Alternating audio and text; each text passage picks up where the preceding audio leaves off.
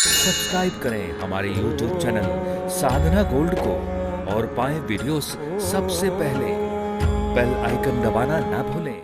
किसी भी दान को करने से पूर्व हर दानी को पात्रता का विशेष ख्याल करना चाहिए। गौदान, कन्यादान, कन्या का दान हम क्यों देखते हैं कि ये भैया वर्ण कौन सा है, परिवार कौन सा है, कुल कैसा है, खानदान कैसा है, इसका संस्कार कैसा है, आचरण कैसा है, खान पान कैसा है, हमारे परिवार के साथ मेल खा रहा है कि नहीं, उसी वर और वधू का हम सिलेक्शन करते हैं। उसी तरह दान में भी हर दानकर्ता को पात्रता का विशेष ध्यान रखना चाहिए।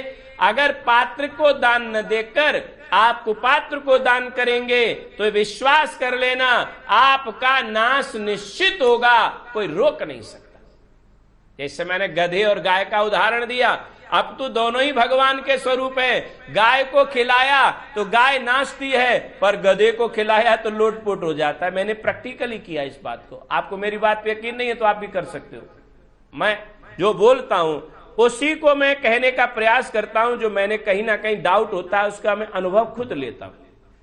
तो मेरे कहने का तात्पर्य है, मुक्ति के 3 काम: वैतरणी नदी से पार जाने के लिए गौदान, पितरों को तारने के लिए भागवत पारायण, अनुष्ठान करने का अधिकार ब्राह्मण को है। और किस ब्राह्मण को? जो नित्य संध्या वंदन करता हो। किस ब्राह्मण को? जो गुरुमुख हो। निगुरा अगर ब्राह्मण भी भागवत पारायण को करता है तो वह भी उस तरह बेकार हो जाता है।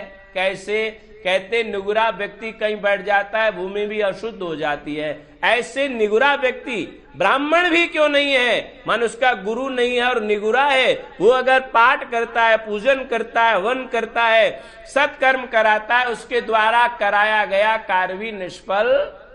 अतः सबसे पूर्व ब्राह्मण के प्रारंभ काल में ही उसे गायत्री मंत्र की दीक्षा दी जाती है। और ब्राह्मण कैसा हो? संध्या बंदन करने वाला हो।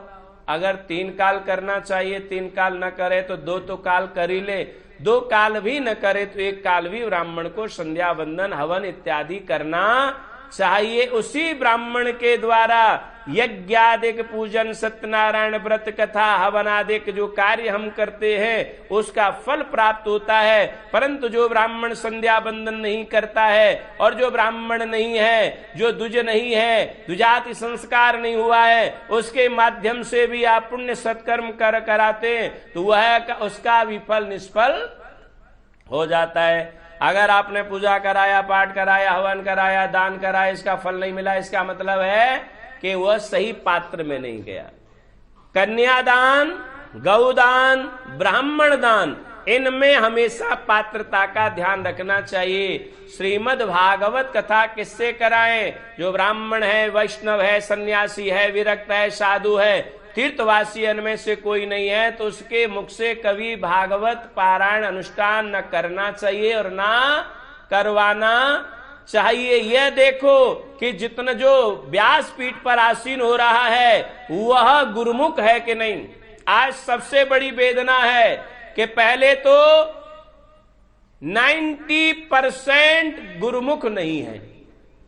जितने भी, ये अंदर की बात बता रहा हूं, मुझे सीक्रेट बात नहीं कहना चाहिए पर कहना पड़ रहा है। अगर ऐसे ही हम डरते रहेंगे तो कब तक? आज रंग बिरंगे सतरंगे हम तिलक लगाते हैं, सतरंगे कपड़े धारण करते हैं, ना कोई गुरु है ना कोई गुरु परंपरा है। याद रखो, गुरु परंपरा से ही व्यक्ति आपका अनुष्ठान करता होना चाहिए।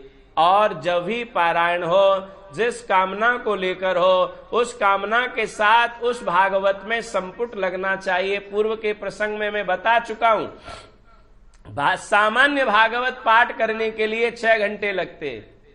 इसके लिए 2 संपुटित पाठ के लिए 2 ब्राह्मण और बैठावे तो 6 18 घंटे जब पाठ होता है 3 ब्राह्मणों के द्वारा तब पाठ होता है।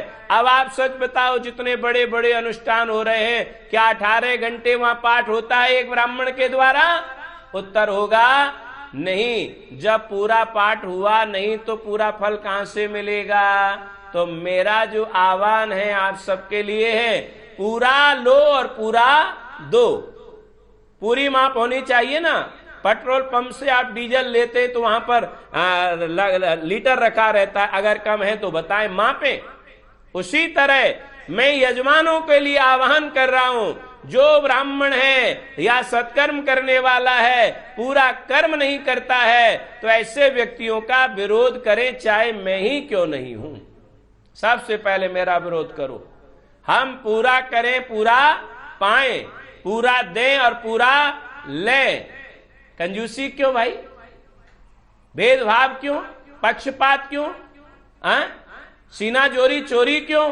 भगवान के यहां भी अगर गलत होगा तो सही का होगा, यह निर्णय हमने लेना है। मैं आप सभी बंधुओं से आह्वान करता हूं कि आप सही की परख आप करें, और जब तक हम सही की परख नहीं करेंगे बंधुओं, तब तक हमारे जीवन में सही होने वाला नहीं है, गलत ही गलत होगा।